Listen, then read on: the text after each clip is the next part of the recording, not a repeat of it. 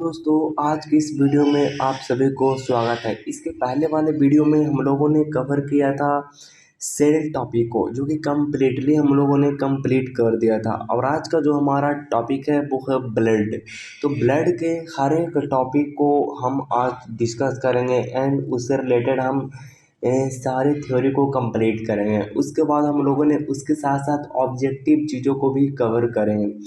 तो हर दोस्तों, आज की मोटिवेशन लाइन जो आपके पास है और आपको पूरी दिन ऊर्जावान रखेगा वो है, जब आप खुद को तराशते हैं, जब आप खुद को तराशते हैं तभी ये दुनिया आपको तलाशती है।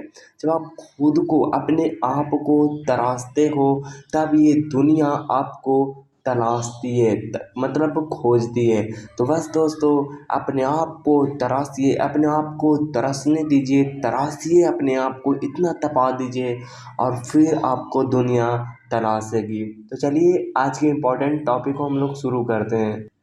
तो इसके बारे में सबसे पहली जो पॉइंट है वो लिखी गई है ये कि जो ब्लड होती है तरल संयोजी ऊतक, मतलब कि लिक्विड कनेक्टिवी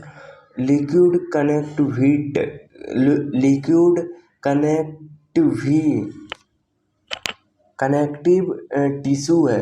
मतलब कि जो आपका जो ब्लड जो है वो एक एक दूसरे से कनेक्ट करती है, एक दूसरे से लिंक करती है।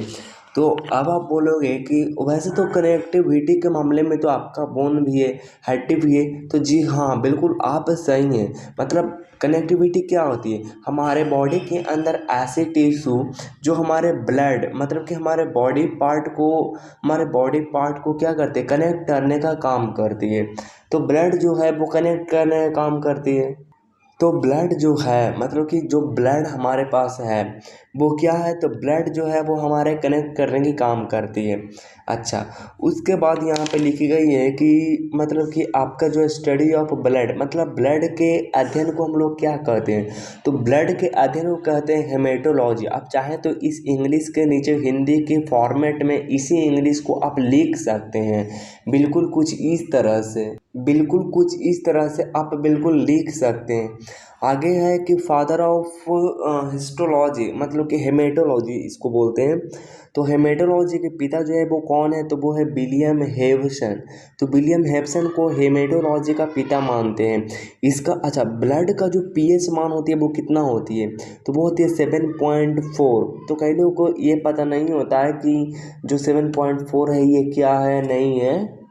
तो मैं आपको बताना चाहता हूँ कि इस एक स्केल होता है जिसको से पीएच मान ना पाते हैं। वो स्केल जो होती है वो कुछ इस तरह से होती है हमारे पास। ये जो होती है आपका 0 होती है, और ये जो होती है वो 14 होती है, और फिर 7 जो होती है वो उदासीन होती है। अगर 7 से अगर इधर चल जाता है तो वो क्या हो जाता है, बेस हो जाता है। और 7 से अगर इस साइड आ जाती है तो वो क्या हो जाता है, एसिड हो जाता है। अगर 7 से 0.001 पॉइंट भी हो गया तो वो क्षार कहलाती है।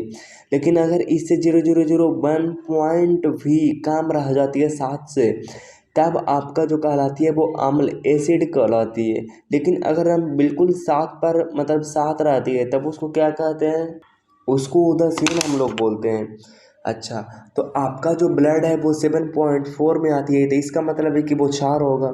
अच्छा, उसके बाद हम देखते हैं कि इसका नेचुरल, मतलब कि इसका प्रकृति है वो कैसी होती है। तो इसका प्रकृति है वो क्षार होती है। जैसे कि आप देख सकते हैं, अगर यहाँ पे नहीं दिख रहा होगा तो मैं थोड़ी सी आगे बढ़ाता हूँ, आप इसको जितना क्लीन हो सके देख सकते हैं। आप जूम इन भी कर सकते हैं, अगर आप चाहें तो जूम इन भी कर सकते हैं। वैसे मैं जूम इन करूँगा तो ये थोड़ा सा आपको कटने लगेगा, इसलिए मैं जूम इन बिल्कुल भी नहीं करूँगा।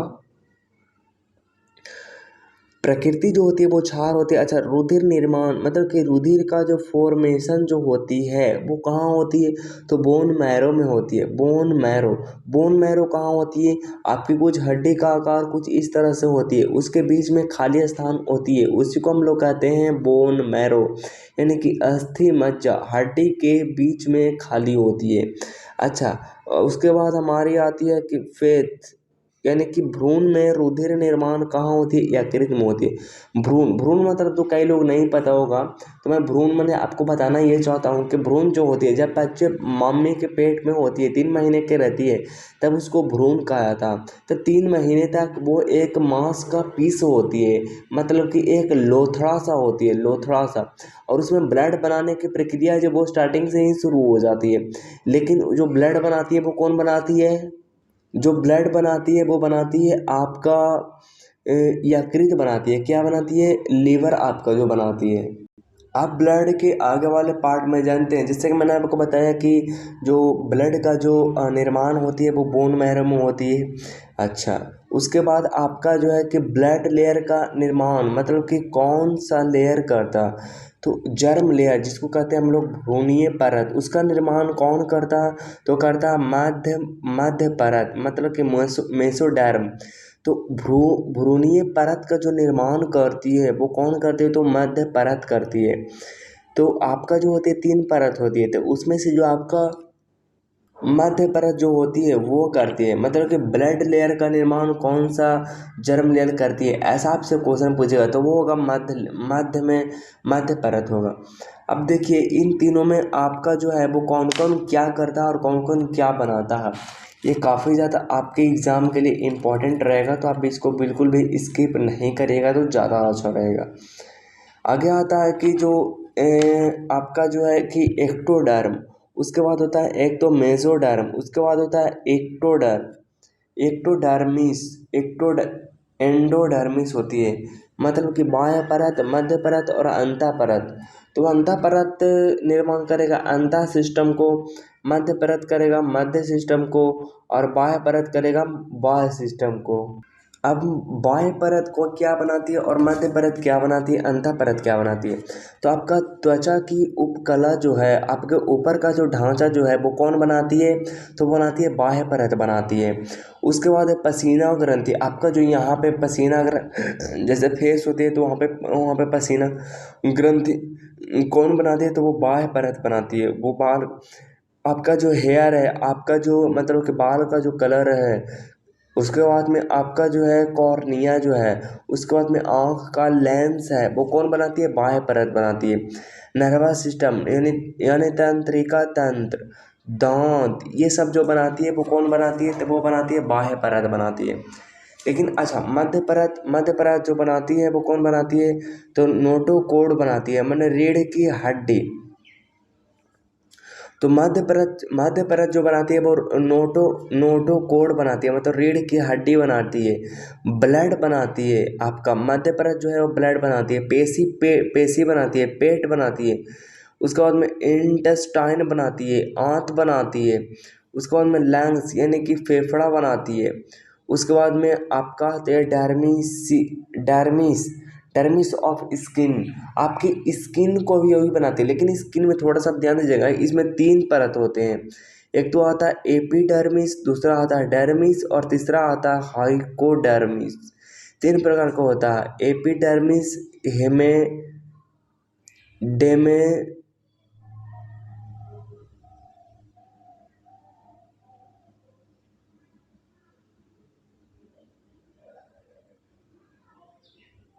तो इसको क्या कहते हैं? एपिडर्मिस, और उसको कहते हैं डर्मिस, और उसको कहते हैं फिर हाइपोडर्मिस।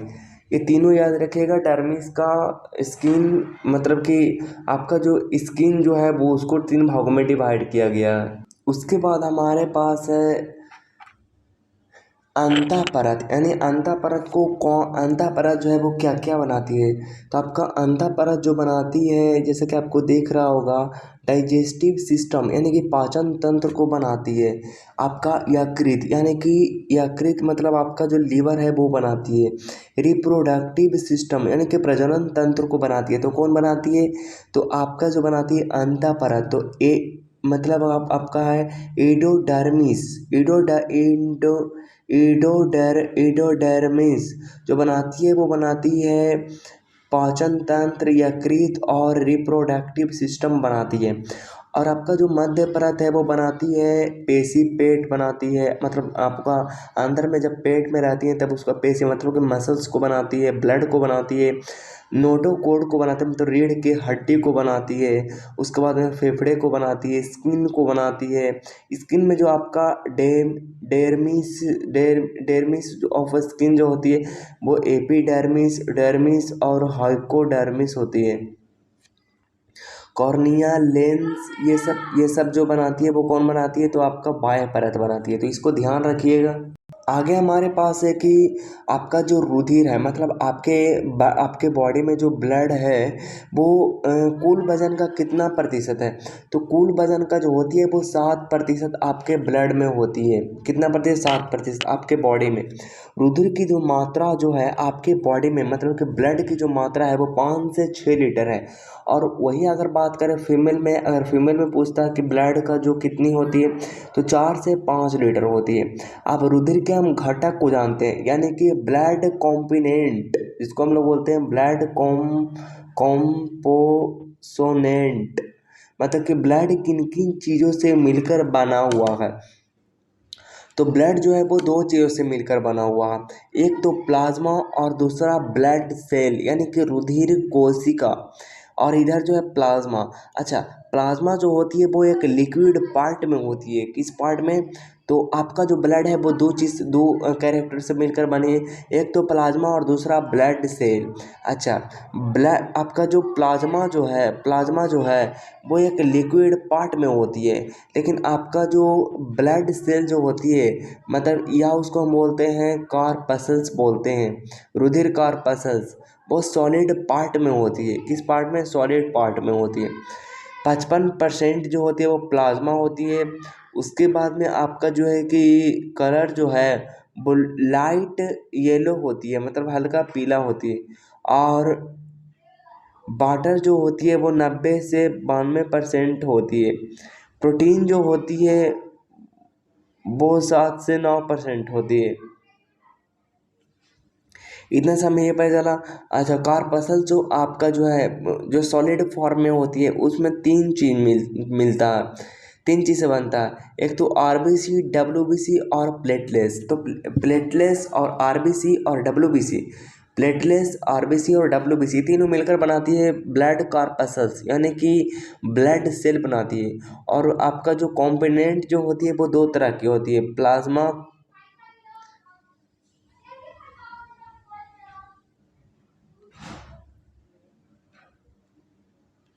लिक्विड पार्ट होती है हमारे पास ये। अब चलिए इसके आगे हम कुछ समझते हैं। जैसे कि मैंने आपको बताया कि ब्लड सेल होते हैं वो 3 पार्ट में होती है, ब्लड कार्पसल्स होती है, आरबीसी, डब्ल्यूबीसी और प्लेटलेट्स होती है। अच्छा, ब्लड का जो टेस्ट होती है वो कैसा होती है, तो ब्लड का टेस्ट जो होती है वो नमकीन होती है, मतलब कि स्टडी में ये पाया गया है कि वो नमकीन है। अब रियल में कैसा नहीं है हमको नहीं पता, लेकिन उसके बाद अगर हम बताएं, अब यहाँ पे इसको देखिएगा, प्लाज्मा के अंदर मुख्य तरह के प्रोटीन्स होते हैं, बहुत तरह के प्रोटीन होते हैं। उन जैसे हार्मोन हो गया, दवाइयाँ हो गई, सब आपको दिख रहा। तो हर एक तरह के प्रोटीन होते हैं। जैसे यहाँ पे 3 प्रोटीन हैं और ये 3 ही होते हैं। एब्यून एब्यूमीन होती है, ग्लोबुलिन होती है और फाइब्रिनोजेन होती है। कौन कौन होती है? एल एब्यूमिन होती है, एल्बुमिन होती है और आपका होती है फाइब्रिनोजेन होती है।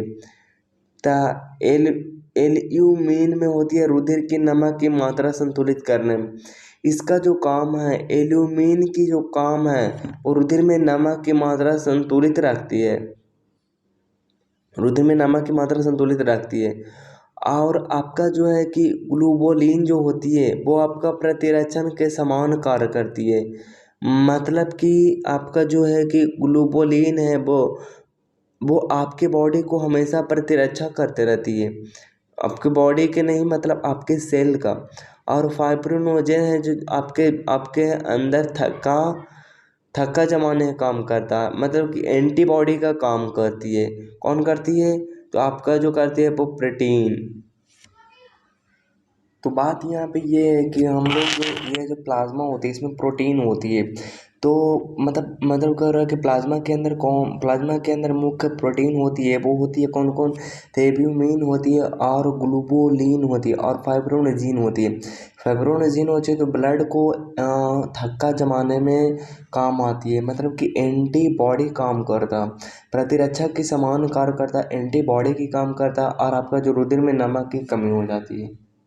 अब अगला जो क्वेश्चन है या अगला जो बात है आपसे पूछी जाएगी कि ब्लड क्लॉटिंग फैक्टर्स, मतलब कि ब्लड की ऐसी कौन से मतलब तत्व है, ब्लड के ऐसे कौन से क्लॉटिंग फैक्टर्स जो है वो वो जो मतलब कि जैसे ऐसे पूछा है कि कौन कौन सी ऐसी कारक है जो चोट लगने पर ब्लड को क्लॉटिंग करती है, मतलब ब्लड को थक्का जमाती है, मतलब कौन सी ऐसी प्रोटीन है जो रुधिर मतलब कि ब्लड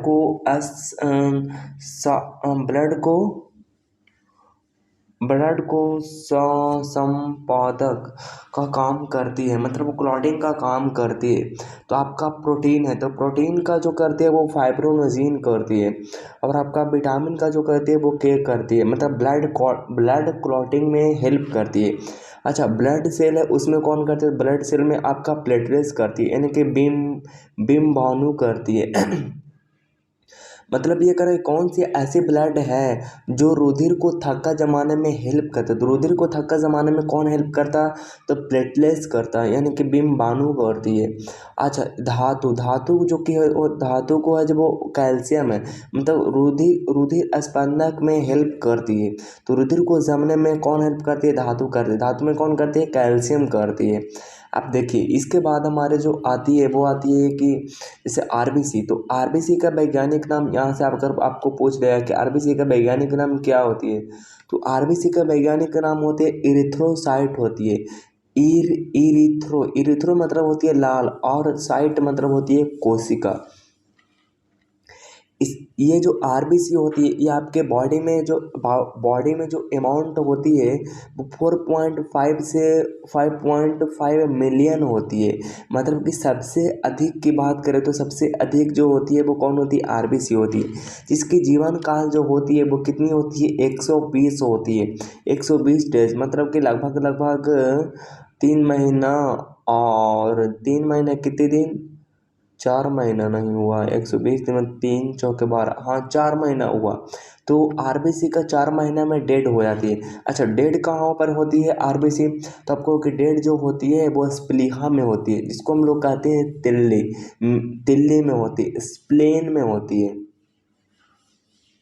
लाल रुधिर कोशिका का कब्रिस्तान भी इसको कहा जाता है, मतलब ग्रेवयार्ड ऑफ आरबीसी, मतलब body blood bank of body, मतलब शरीर का रुधिर बैंक भी कहा जाता है। अच्छा, कई लोग ये पूछते हैं कि एक यूनिट में कितनी होती है, तो एक यूनिट में 350 से 450 ml ब्लड होती है। अच्छा, उसके बाद आरबीसी के बारे में कुछ और जान लीजिए कि आरबीसी में कोई भी केंद्रक यानी कि कोई भी नहीं होती है, केंद्रक नहीं होती है। कौन सी ऐसी कोशिका है जिसमें केंद्रक नहीं होती है, तो ऐसा आपसे पूछेगा क्वेश्चन कि कौन सी ऐसी कोशिका है जिसमें केंद्रक नहीं होती है, तो केंद्रक नहीं होती आरबीसी में नहीं होती है, लेकिन इसी में बहुत सारे अपवाद भी है, जैसे आपका जो है आरबीसी में कोई भी केंद्रक नहीं होती है। अच्छा,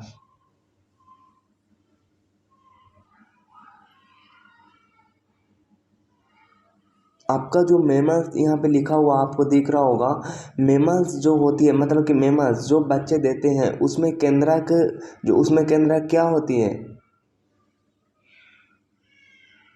आरबीसी में केंद्रक नहीं होती है। जो मेमल्स जो बच्चे देते हैं उनमें केंद्रक नहीं होती है, और जो नहीं देते हैं उनमें होती है, जैसे कि कुछ कुछ अपवाद हैं, जैसे ऊंट है, लामा है, इसमें केंद्रक पाया जाता है।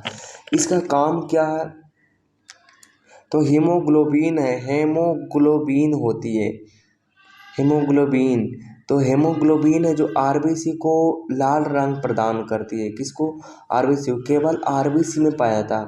तो ये जो हीमोग्लोबिन पाया जाता है वो किस में पाया जाता है, सिर्फ और सिर्फ आरबीसी में पाया जाता है, आरबीसी में पाया जाता है। तो हीमोग्लोबिन में एक वर्णक होता है हीमोग्लोबिन लाल होता है किसके कारण, एक इसमें वर्णक पाया जाता है, एक पिगमेंट पाए जाते हैं, उसके कारण ये लाल होती है। हीमो हेमो मतलब होती है आयरन, आयरन नहीं कहता कि आयरन की गोली खा ले, तो आयरन आयरन आयरन जो होती है वो कैसा होती है, वो लाल रंग की होती है। और ग्लोबिन, ग्लोबिन का मतलब होती है प्रोटीन, और प्रोटीन जो होती है वो लाल रंग हो गई होती है। तो दोनों मिलकर लाल रंग बना देती है, तो लाल लाल मिल जाती है। और ये जो होती है, अच्छा उसके बाद आगे हम देखते हैं तो आरबीसी का जो अमाउंट होती है वो कितनी होती है, तो मेल में होती है 14 से 16 ग्राम, और फीमेल में होती है 12 से 14 ग्राम होती है। सबसे अधिक बंधुता मतलब कि सबसे ज़्यादा जो आरबीसी है वो किससे जोड़ता है, हीमोग्लोबिन गैस के साथ कॉम्बाइंड हो जाती है। जैसे ये कार्बन मोनोऑक्साइड है, सबसे अधिक इससे जुड़ता है, कार्बन मोनोऑक्साइड से।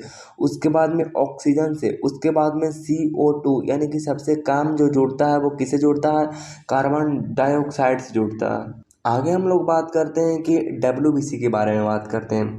तो डब्ल्यूबीसी का वैज्ञानिक नाम है ल्यूकोसाइट। आरबीसी का वैज्ञानिक नाम मैंने क्या बताया था, आप नीचे कमेंट बॉक्स में ज़रूर बताइएगा।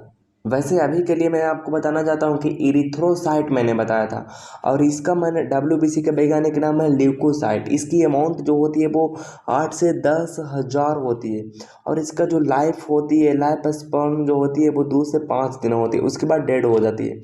डेथ जो हो जाती है वो कहाँ होती है, तो ब्लड में ही होती है। मतलब कि आरबीसी का कब्रिस्तान जो है, ग्रेव यार्ड ऑफ डब्ल्यूबीसी कहते हैं, वो ब्लड ही है।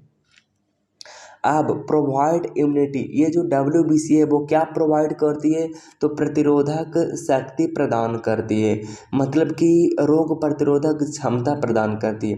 इसकी शेप जो होती है वो इरेगुलर होती है, मतलब डब्ल्यूबीसी एक ऐसी कोशिका होती है जिसका कोई भी शेप अनिश्चित नहीं है, मतलब कि अनिश्चित है। इसकी जो मतलब अगर ऑप्शन में अगर आपको दे दे कि अनिश्चित है तो इसको टिक कर दीजिएगा, लेकिन आपको दे दे कि अमीबा के समान होती है, अमीबा के समान, तो वो भी टिक कर दीजिएगा, क्योंकि अमीबा का भी आपने देखा होगा कि वो जो होती है वो कुछ इस तरह से होती है। अच्छा, उसके बाद आगे अगर हम लोग बात करें तो, अच्छा डब्ल्यूबीसी जो होती है वो दो टाइप की होती है। एक तो होती है गैनुलोसाइट होती है, गैनुलोसाइट होती है, कनिकाय होती है, और आपका एक तो होती है अकनिकाय होती है, यानी कि अगैनुलोसाइट होती है। तो गैनुलोसाइट होती है और अगैनुलोसाइट होती है, कौन होती है, डब्ल्यूबीसी होती है। तो डब्ल्यूबीसी में 3 प्रकार, डब्ल्यूबीसी में जो होती है गैनुलोसाइट जो होती है वो 3 प्रकार की होती है।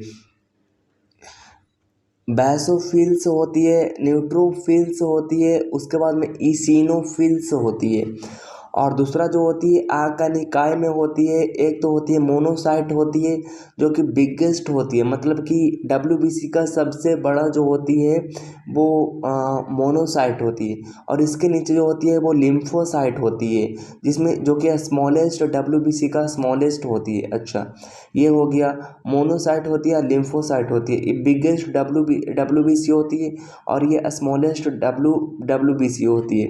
ये हो गया। अच्छा, इसके बारे में मैं आपको बताना ये चाहता हूँ कि मोनोसाइट जो है, मतलब ग्रैनुलोसाइट जो होती है वो इन दोनों का जो मतलब कि इन दोनों का उपयोग जो है, मोनोसाइट और लिम्फोसाइट, इसको एक मेमोरी की तरह यूज़ किया जाता है। जैसे आपका जो मेन इम्यूनिटी जो कोई बनाती है वो कौन बनाती है, तो मेन इम्यूनिटी जो बनाने की काम करती है वो गैनुलोसाइट में मौजूद मोनोसाइट और लिम्फोसाइट करती है, मोनोसाइट और लिम्फोसाइट करती है, और ये दोनों ही एक मेमोरी की काम करती है। डब्ल्यूबीसी में केंद्रक होता है, ये ध्यान रखिएगा, डब्ल्यूबीसी में केंद्रक होता है। अच्छा, आपका जो प्लेटलेट्स है उसका वैज्ञानिक नाम क्या है, तो थ्रोम्बोसाइट। आरबीसी का इरिथ्रोसाइट, ल्यूकोसाइट, और उसके बाद में डब्ल्यूबीसी का ल्यूकोसाइट, प्लेटलेट्स का थ्रोम्बोसाइट। तो ये बात ध्यान रखिएगा, आपसे एग्जाम में पूछ लिए जाते हैं। लाइफ स्पैन जो होती है वो 5 से 9 दिन होती है। अच्छा, इसका अमाउंट जो होती है वो 1.5 से 4 साढ़े 4 लाख होती है। अच्छा, उसके बाद इसकी जो डेथ होती है, मतलब किसका डेथ होती है, तो प्लेटलेट्स का जब डेथ होती है तब ये स्प्लेहा में होती है। और जो बेर क्या करते हैं, ब्लड को क्लॉटिंग फैक्टर में काम करते हैं, मतलब रुधिर का थक्का जमाने में सहायक होती है। अच्छा, उसके बाद यहाँ पे एक बहुत ही इम्पॉर्टेंट चीज़ है जिसको आप समझिएगा। एक तो होती है थ्रोम्बोप्लास्टिन होती है। थ्रोम्बोप्लास्टिन में एक एंजाइम पाई जाती है। जब जैसे प्लेटलेट्स के अंदर एक थ्रोम्बोप्लास्टिन पाई जाती है। प्लेटलेट्स के अंदर एक एंजाइम पाई जाती है जिसको हम लोग कहते हैं थ्रोम्बोप्लास्टिन कहते हैं। और थ्रोम्बोप्लास्टिन के अंदर पाई जाती है प्रोथ्रोम्बाइन पाई जाती है। क्या पाया जाता है, प्रोथ्रोम्बाइन पाई जाती है। और थ्रोम्बाइन जो है, अब थ्रोम्बोप्लास्टिन जो है, तो ये तो होती है आपका प्लेटलेट्स के अंदर एक एंजाइम होती है। तो लेकिन ये काम आखिर क्या करती है, मतलब ब्लड के अंदर एक प्रोटीन पाई जाती है जिसको कहते हैं प्रोथ्रोम्बाइन कहते हैं। और ये जो होती है वो कैल्शियम की उपस्थिति में, कैल्शियम की प्रेजेंट में ये बनाती है, क्या बनाती है, तो ये थ्रोम्बाइन बनाती है। ये थ्रोम्बाइन में चेंज कर देती है, जो थ्रोम्बाइन में चेंज हो जाती है। और थ्रोम्बाइन जो चेंज होती है वो फेब्रिन में हो जाती है। थ्रोम्बाइन जो चेंज होती है फेब्रिन में होती है। और फेब्रिन जो है वो आरबीसी के साथ मिल जाती है और उसके बाद ब्लड क्लॉटिंग होने लगती है। तो ये थोड़ी सी सिस्टम को यहाँ पे समझिएगा, थोड़ी सी टफेस्ट मुझे भी लग रहा है यहाँ। अगर आप देखिएगा तो देखिए, ये थ्रोम्बोप्लास्टिन है। और थ्रोम्बोप्लास्टिन जो होती है वो ब्लड में एक तरह का प्रोटीन होती है, जिसको कहते हैं प्रोथ्रोम्बिन। तो इसमें थ्रोम्बोप्लास्टिन में एक एंजाइम होता है जिसके चलते प्रोथ्रोम्बाइन को कैल्शियम की उपस्थिति में, कैल्शियम की प्रेजेंट के चलते, मतलब प्रेजेंट होती है, तब ये अपने आप को चेंज कर देती है थ्रोम्बिन में। और थ्रोम्बिन है जो बदल जाती है फेब्रिन में। और फेब्रिन जो है वो आरबीसी में मिल जाती है और उसके बाद ब्लड क्लॉटिंग होने लगती है। आगे जो हमारे पास है उसके बाद है हेपेरिन होती है। तो हेपेरिन ये एक तरीका के कार्बोहाइड्रेट होती है। हेपेरिन जो होती है वो एक तरह के कार्बोहाइड्रेट होती है जो रुधिर में होती है, मतलब ब्लड में होती है। इसका काम क्या है, तो धमनी तथा सिराओं में रुधिर को जमने से बचाता है। मतलब कि आपका जो ब्लड है उसको जो जमने, मतलब कि अंदर में से जम जाएगा, तो उसको जमने से बचाने के लिए क्या करती है, ये हेपेरिन होती है जो कि जमने नहीं देती है। इसका निर्माण कहाँ होती है हेपेरिन की, तो वो होती है लीवर में, यानी कि यकृत में होती है। अब देखिए यहाँ पे बहुत ज़्यादा इम्पॉर्टेंट चीज़ है जिसको आप मिस नहीं करिएगा। बीमारी, आरबीसी के जब कमी हो जाती है आपके बॉडी में, मतलब कि लेस हो जाती है, तब एनीमिया नामक रोग हो जाती है। एनीमिया क्या होती है, खून की कमी हो जाती है। लेकिन यही आरबीसी जब आपके बॉडी में बढ़ जाती है तब आपको हो जाती है पॉलीसाइमिया हो जाती है। पॉलीसाइमिया होती है, आपकी पूरी बॉडी लाल हो जाएगी, मतलब उस पर दाने दाने सा ऐसा कुछ हो जाएगा। तो ये आरबीसी आपके बॉडी में ज़्यादा जब हो जाती है तब ऐसा होती है। लेकिन यही जब कम हो जाती है तब एनीमिलिया हो जाती है। अच्छा, उसके बाद आपका जो है वो डब्ल्यूबीसी होती है।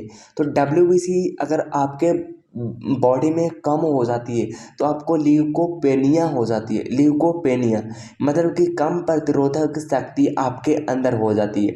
और अगर वही सब ज़्यादा हो जाती है, मतलब कि ल्यूकेमिया हो जाती है, वो ल्यूकेमिया था, तब ब्लड कैंसर हो जाती है। तो नहीं ज़्यादा होना चाहिए और नहीं कम। अगर कम हो जाएगा तो आपके प्रतिरोधक क्षमता जो है वो गिर जाएगी, मतलब कम हो जाएगी, जिससे आपके ऊपर वायरस अटैक कर जाएगा। और अगर वही डब्ल्यूबीसी ज़्यादा हो जाती है तब कैंसर का भी रूप ले सकती है। उसके बाद में आपका जो है वो प्लेटलेस है। प्लेटलेट्स अगर कम हो जाती है तब को प्रोम्बोसाइटोपेनिया हो जाती है। मतलब प्रोम्बोसाइटोपेनिया कम हो जाती है तब कैसे होती है, आपका डेंगू जब काट उठ लेता है ना तब प्रोम्बोसाइटोपेनिया जो हो जाती है वो कम हो जाती है। और अगर यही प्लेटलेट्स ज़्यादा हो जाती है तब थ्रोम्बोसाइटोसिस हो जाती है। अच्छा, आप देखते हैं हम कुछ इंपॉर्टेंट चीज़ों जिसको कहते हैं ब्लड ग्रुप। ब्लड ग्रुप की खोज किसने किया था, कार्ल लैंडस्टीनर ने 1900 में। और इनको उसी के मामले में, मतलब कि चिकित्सक डॉक्टर के मामले में, चिकित्सा के मामले में 1930 में नोबेल प्राइज मिला था। ABO ब्लड ग्रुप सिस्टम की इन्होंने खोज किया था। कौन, कार्ल लैंडस्टीनर ने 1900 में, जिसके चलते 1930 में नोबेल प्राइज भी इन्होंने जीते थे। एबीओ समूह तंत्र की खोज किया था, किसने किया था, तो कार्ल लैंडस्टीनर ने। मानव में पाया जाने वाला रुधिर समूह तंत्र जो होती है।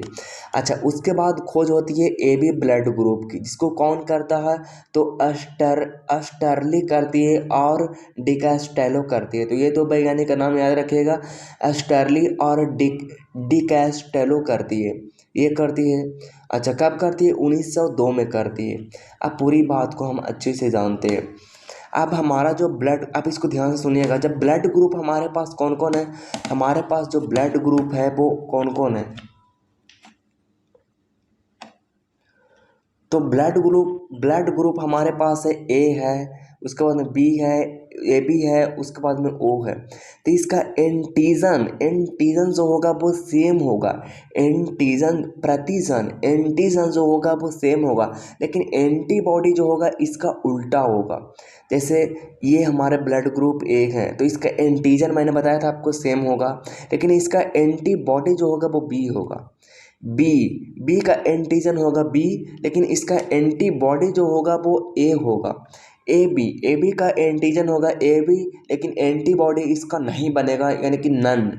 अच्छा, O का एंटीजन नन होगा, लेकिन आपका एंटीबॉडी जो बनेगा वो दोनों बनेगा, A और V दोनों बनेगा। अच्छा, RH फैक्टर, तो RH फैक्टर के बारे में मैं आपको बताऊंगा आगे। RH फैक्टर, अब दोनों देखिए, A है तो A कैसा भी हो सकता है, प्लस भी हो सकता है, माइनस भी हो सकता है, मतलब A पॉजिटिव या negative, A positive, B positive या नेगेटिव, AB पॉजिटिव या नेगेटिव, O पॉजिटिव या नेगेटिव हो जाएगा। चलिए अब हम जानते हैं कि RH फैक्टर क्या होती है। तो RH फैक्टर एक एंटीजन है, डी एंटीजन है, मतलब इसका अन्य नाम की बात कर रहे हैं। और इसका जो खोज करती है वो दो वैज्ञानिक करती है। कब, 1940 में। कौन, लैंडस्टीनर ने करती है और बेनर ने करती है, दो इंसान ने करती है। ये संबंधित किस चीज़ से है, तो एनिमल्स, मतलब कि ये जो इसको जो खोया था वो किस में खोया था, तो बंदर में से खोया था, और बंदर के नाम पर ही रख दिया था। तो मंकी, जो मंकी था उसका क्या नाम था, तो उसका रिसस नाम था, नाम प्रजाति बंदर जो था। अब हम लोग जानते हैं कि एंटीजन होती है और एंटीबॉडी होती है। जैसे कि एंटीबॉडी के बारे में मैंने आपको बताया था कि उसका जो अपोजिट होती है, लेकिन जो एंटीजन होती है वो सेम होती है। केवल RBC में पाई जाती है एंटीजन, ये जो प्लाज्मा और WBC पर पाया जाता है। उसके बाद ब्लड, मतलब RBC जो होती है वो तो प्रोटीन होती है, एक सतह होती है, उस पर जम जाती है। ब्लड ग्रुप की जानकारी देते हैं एंटीजन, लेकिन आपका प्रतिरोधक शक्ति की जानकारी जो देते हैं वो कौन देते हैं, एंटीबॉडी देते हैं। एक सतह के प्रोटीन जो RBC पर लगे होते हैं, एक सतह के प्रोटीन जो RBC पर लगे होते हैं, और यह भी प्रोटीन नहीं, यह प्रोटीन ही है, यह भी प्रोटीन ही है। ये तो प्रोटीन है, ये भी है, एक तरह का प्रोटीन है जो RBC पर लगे होते हैं। अब यहाँ पे और थोड़े से इंपॉर्टेंट पॉइंट आ गए। अब जैसे देखिए, मान लीजिए ये RBC है, RBC का जो है वो एंटीजन है, B है। मान लीजिए एंटीजन है जो क्या है, तो वो है B है एंटीजन, जैसे कि यहाँ पे लिखा हुआ है एंटीजन जो है वो B है। और इस पे जो ये इधर से लगा हुआ है A है, ये क्या है, तो ये आपका जो है वो ये है एंटीबॉडी है। क्या समझ गए, एंटीबॉडी है। अब मैंने आपको बताया था, या तो फिर आपको पता होगा कि जो एंटीबॉडी होती है वो सेम रहनी चाहिए। जैसे आपका A ब्लड ग्रुप है तो आपको ए वाला ही चढ़ेगा। तो A वाला अगर ब्लड चढ़ेगा तो उसका एंटीबॉडी कोई क्या होगा, तो उसका एंटीबॉडी B होगा कि नहीं होगा। तो A है और B है तो ये तो चढ़ जाएगा। लेकिन नहीं चढ़ेगा कौन होगा? तो इसका अगर एंटीबॉडी, मतलब कि अगर एंटीबॉडी, अगर इसका हम ब्लड ग्रुप ले लेते हैं, ये ब्लड ग्रुप बी था, एंटीजन इसका ए है, एंटीजन अगर ये है तो एंटीबॉडी जो होगा वो उल्टा होगा, एंटीबॉडी होगा। अच्छा, ये सारा का सारा क्या है? ये सारा का सारा प्लाज्मा है। तो जब आपको एक्सीडेंट होती है तो आपको आपका सेम एंटीजन वाला चढ़ाएगा, सेम एंटीजन सेम एंटीबॉडी वाला चढ़ाएगा। नहीं तो अगर एंटीबॉडी विपरीत वाला चढ़ा देगा तो आपको क्या हो जाएगा? आपके अंदर सारे के सारे ब्लड जो है वो आपस में जुट जाएगा, और जुटने के बाद वो सारे के सारे ब्लड जो है वो आपके बॉडी में जम जाएगा, और जम जाएगा तो आपके हार्ट तक नहीं पहुंच पाएगा और आपकी तुरंत डेथ हो जाएगी।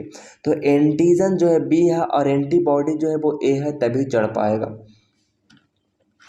अच्छा, आपका जो एंटीजन ए है और एंटीबॉडी बी है, अलग अलग है, तो एंटीबॉडी भी अलग अलग है, तो दोनों अलग अलग होने चाहिए। एंटीजन जब अलग अलग रहेगा तो नहीं चढ़ेगा, एंटीबॉडी समान रहेगा तब चढ़ेगा। डिफेंस, ये आपसे जुड़कर रुधिर का थक्का जमा देंगे और व्यक्ति की मृत्यु हो जाएगी। जब एंटीजन अलग होगा और एंटीबॉडी भी अलग होगा, तब ऐसे में आपके बॉडी में क्या होगा? रुधिर का मतलब कि ब्लड का थक्का जम जाएगा, और जो आपका जो है वो ब्लड ठीक से क्लॉटिंग नहीं हो पाएगा, ठीक से हार्ट तक नहीं पहुंच पाएगा और वो डेथ हो जाएगी।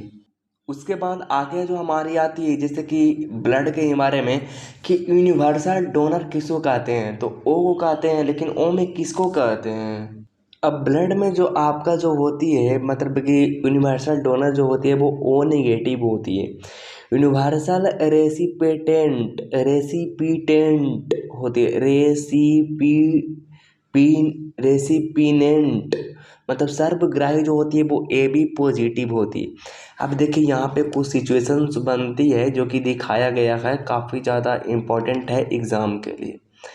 अगर ए पॉजिटिव है तब उसको, ए पॉजिटिव है तो ए पॉजिटिव है तब वो दे सकता है ए पॉजिटिव को, ए बी पॉजिटिव को दे सकता है। बी पॉजिटिव है तो बी पॉजिटिव को दे सकता है, ए बी पॉजिटिव को दे सकता है।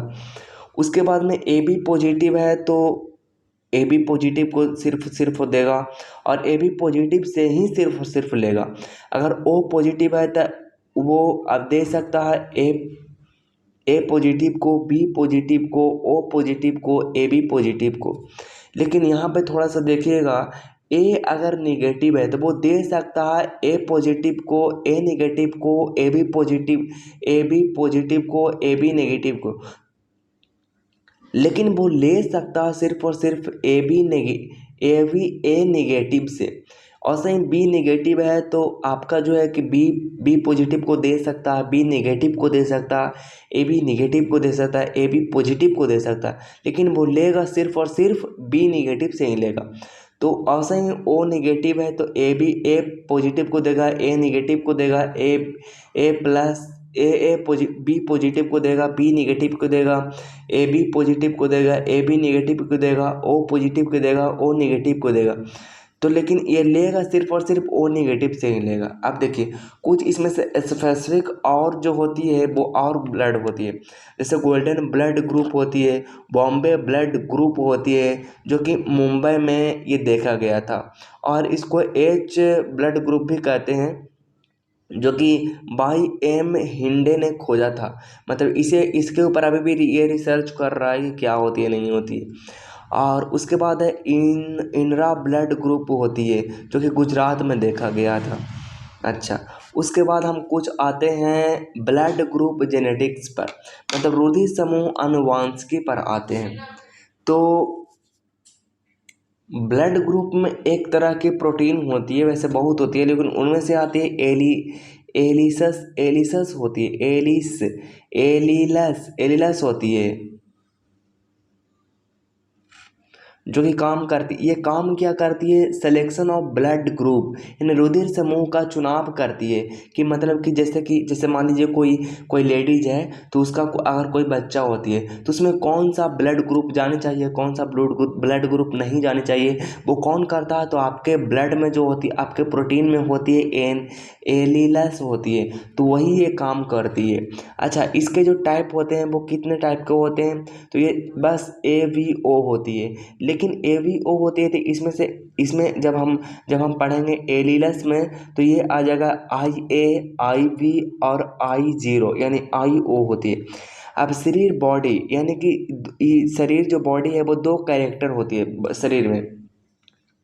एक तो होती है डोमिनेंट होती है, और एक तो होती है रेसेसिव होती है, यानी कि अप्रभावी होती है और प्रभावी होती है।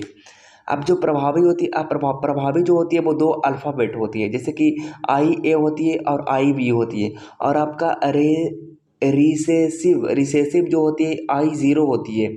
तो मतलब कुछ नहीं होती है, ऐसा मान लीजिए।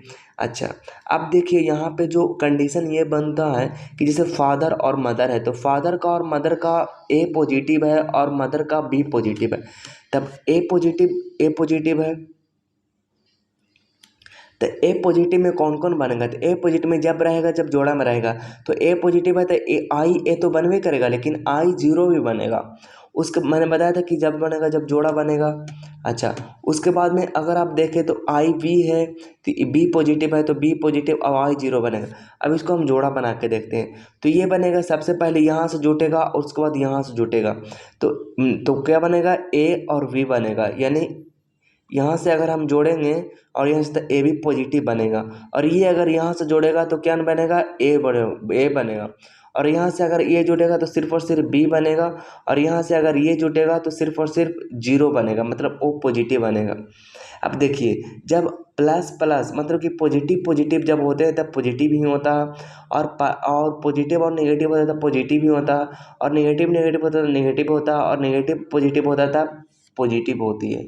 अब वही चीज़ अगर हम यहाँ पे अप्लाई करते हैं कि ए भी पॉजिटिव है और एम नेगेटिव है, तब ऐसे में क्या होगा, तो मैंने आपको बताया था कि जब जोड़ा होता है तो इसमें जीरो हो जाएगा। तो कुछ इस तरह से फैक्टर्स हमारे बनेंगे, जैसे कि अगर हम इसको देखें तो ए बनेगा और ये टकराएगा ये से, तो ए भी बनेगा, और ये अगर इसे टकराएगा तो जीरो, तो ए वाला जीत जाएगा। फिर आपका ये है और ये है, तो ये भी बनेगा, और ये जो ये है वो बी बनेगा, बी ए पॉजिटिव, ए भी पॉजिटिव और बी पॉजिटिव ही बनेगा। अब आता है सीरम क्या होती है, सीरम में से प्लाज्मा और आपका जो fibrin plasma RBC WBC plate सब, ये सबको हटा दो, तब लास्ट में जो बाती है उसको कहते हैं सीरम कहते हैं। रुधिर प्लाज्मा, जिसमें कोई रुधिर स्कंदन कारक कोई रुधिर कोशिका नहीं होती, उसको कहते हैं सीरम कहते हैं। स्टडी ऑफ सेरम जो होती है वो क्या होती है, तो सेटोलॉजी कहते हैं, सेरोलॉजी कहते हैं, स्टडी ऑफ सेरम। अच्छा, इम्पॉर्टेंट फैक्ट की अगर हम बात करें तो ब्लड बैंक में ब्लड को 4 डिग्री सेल्सियस पर स्टोर करके रखा जाता है। अब आपको पूछेगा कि ब्लड जब बाहर निकलती है, बॉडी से बाहर निकल जाती है, वो क्या बना देती है, थक्का बना देती है। तब ऐसे में क्या हो जाती है, तो ऐसे में आपका जो है मतलब कि डॉक्टर जो है वो कैसे करके ब्लड को रखता है, तो 4 डिग्री टेम्परेचर पर उसको ब्लड को रखती है। ब्लड बैंक में ब्लड को मैक्सिमम 30 से 40 डेज तक ही रखे जाते हैं, और ब्लड बैंक में ब्लड को बोतल में जमने से बचाने के लिए बोतलों में सोडियम या तो फिर पोटेशियम सिटेट मिला देती है। पहाड़ों पर रहने वाले लोगों में RBC की संख्या सामान्य से अधिक होती है। जो पहाड़े पर लोग रहते हैं उनमें देखना RBC होती है, बहुत ज़्यादा होती है। तो आपके बॉडी जो है, मतलब ऊपर जो है ऑक्सीजन कम है, तो आपके ऑक्सीजन कम है तो बॉडी को ऑक्सीजन चाहिए, तो इसके लिए वो क्या करता है, वो RBC का ज़्यादा निर्माण करती है, और RBC ज़्यादा निर्माण करते हैं तो उसके अंदर ज़्यादा ऑक्सीजन जा पाती है। इसलिए देखना पहाड़ों पर जो लड़कियाँ रहती है उसके जो गाल देखना तो वो एकदम टमाटर की तरह है, एकदम लाल रहेगा, एकदम चिकना रहेगा। तो इस चलते लेकर के बॉडी जो है वो RBC का निर्माण करती है। अच्छा, एक जो सिचुएशंस बनती है वो फादर का जैसे बी पॉजिटिव है और मदर का जो है मतलब कि कोई कपल्स है और उसका भी बी पॉजिटिव है और बी नेगेटिव है, मतलब कि बेस समान है और एंटीजन जो है वो डिफरेंस है। तो ऐसे में बहुत ज़्यादा दिक्कत हो जाती है। ऐसे में क्या होती है, उसका फर्स्ट चाइल्ड जो होती है वो तो नॉर्मल हो जाती है, लेकिन अगला बार जो होती है वो क्या हो जाती है, तो अगला बार जो होती है जितने भी बच्चे हो जाते हैं वो उसका डेथ होती है। डेथ इस चलते हो जाती है क्योंकि जो होती है, अब थोड़ी समझिएगा, डेथ ही चलते हो जाती है क्योंकि उसके अंदर जो एंटीजन जो बनी होती है वो ब्लास्ट कर जाती है, इरिथ्रोब्लास्टोसिस हो जाती है। फिटेसिस बीमारी के कारण इरिथ्रोब्लास्टोसिस फिटेलिस बीमारी के कारण क्या हो जाती है, वो बच्चे मर जाती है। तो इसके लिए क्या कहा जाता है, तो इसके लिए एंटी डी ड्रग नाम की एक लेडीज में एक इंजेक्शन ठुकवा देता है। इस तब वो क्या करती है, नहीं मारती है। इसके लिए क्या करना होता है, जैसे एंटीबॉडी अंदर में तैयार नहीं होती है तो इस चलते लेकर के डेथ हो जाती है। जेनेटिक्स डिजीज की अगर हम बात करें, आनुवांशिक रोग की अगर हम बात करें, तो देखिए बहुत सारा तरह के, मैंने यहाँ पे 12 है, 12 लिखा हुआ है, 12 यहाँ पे लेते हैं हम लोगों ने। एक तो होती है हेमोफीलिया होती है, दूसरा होती है आपका कलर ब्लाइंडनेस होती है, तीसरा आपका होती है डाउन सिंड्रोम होती है, चौथा आपका होती है पटाऊ सिंड्रोम होती है, उसके बाद होती है एडवर्ड सिंड्रोम होती है, आठवां होती है कैट ग्रे सिंड्रोम होती है, चौथा होती है आपका जो जोकोवस सिंड्रोम होती है, 10वां होती है आपका साइटिस फाइब्रोसिस होती है। उसके बाद में आगे जो होती है वो होती है कि आगे आप जैसे कि देख सकते हैं कि थैलेसीमिया होती है। उसके बाद में आपका होती है फिनाइल कीटोनूरिया होती है। उसके बाद में हेमोफीलिया जो होती है वो होती है हेमोफीलिया। अभी देखिए हेमोफीलिया के बारे में हम कुछ जान लेते हैं कि हेमोफीलिया जो होती है उसको कहते हैं रॉयल डिजीज कहते हैं। सबसे पहले ब्रिटेन की एक महारानी थी विक्टोरिया, विक्टोरिया को सबसे पहले के फैमिली में इसको देखा गया था, तो इसीलिए उसको कहा लगा रॉयल डिजीज कहने लगा। अब इसमें होती है लक्षण, इसका लक्षण क्या है, तो रुधिर का थक्का नहीं जमता, इसमें जो है ब्लड क्लॉटिंग नहीं हो पाती है। अच्छा, प्रभावी गुणसूत्र मतलब इफेक्टिव क्रोमोसोम जो होती है वो क्या होती है, तो क्रोमोसोम होती है। तो इफेक्ट इसका कौन करती है, क्रोमोसोम करती है। वाहक कारक जो होती है वो महिलाएं में होती है। अब जैसे यहाँ पे थोड़ी सी आप देखिएगा, ये फादर है और ये मदर है, तो फादर में होती है एक्स वाई गुणसूत्र और मदर में होती है एक्स एक्स गुण होती है। तब पूछ रहा है कि वाहक मतलब कि वेक्टर जो होती है वो किस में होती है, तो वो मादा में होती है। तो मादा को पता लगाने के लिए किस में वेक्टर होगा किस में नहीं होगा, तो उसके लेने के लिए आपका जो है ए पर बिंदी आप लगा दीजिएगा। उसके बाद ऐसे करके मेल करके देखिएगा तो किस में आता है, तो दोनों पुत्री में नहीं आता है। उसके बाद में एक पुत्री में आता है। उसके बाद में इसमें जो पुत्र होगा वो समान होगा, लेकिन इसमें जो होगा वो ग्रस्त रहेगा वाहक से। तो ऐसे आपको ऑप्शन देगा कि दोनों जो पुत्री है वो क्या होगा, दोनों पुत्री समान होगा, तो दोनों पुत्री कहाँ कहाँ हो रहा है, ये दोनों को हो रहा है। तो इसमें तो वाहक आ गया, बिंदी वाला आ गया, इसका मतलब ये नहीं होगा। दोनों पुत्र समान है तो दोनों पुत्र भी समान नहीं है, पुत्र यहाँ पुत्री है तो दोनों समान नहीं है। एक पुत्री वाहक है तो एक पुत्री वाहक है, एक पुत्री वाहक है तो ये भी सही है। एक पुत्र वाहक है, एक पुत्र वाहक नहीं है, दोनों पुत्र वाहक है, कुछ इस तरह से। तो आई होप दोस्तों ये वीडियो आपको अच्छा लगा होगा। इसमें जो मैंने कवर किया था वो कवर किया था ब्लड, लेकिन इसमें जो है मैं कुछ ज़्यादा ही कर दिए क्योंकि काफ़ी ज़्यादा मुझे जो टाइम वेस्ट हो गया था और मैं 2 दिन से वीडियो नहीं डाल पाया था, तो इस चलते लेकर के मैं यहाँ से ज़्यादा भी डाल दिया। कुछ मैंने जेनेटिक्स के भी वीडियो बातें बोल दी हैं और जो कि इम्पोर्टेंट है। अगले वीडियो में इसको जेनेटिक्स डिजीज़ के बारे में कंप्लीट करते हैं। Thank you so much for watching this video.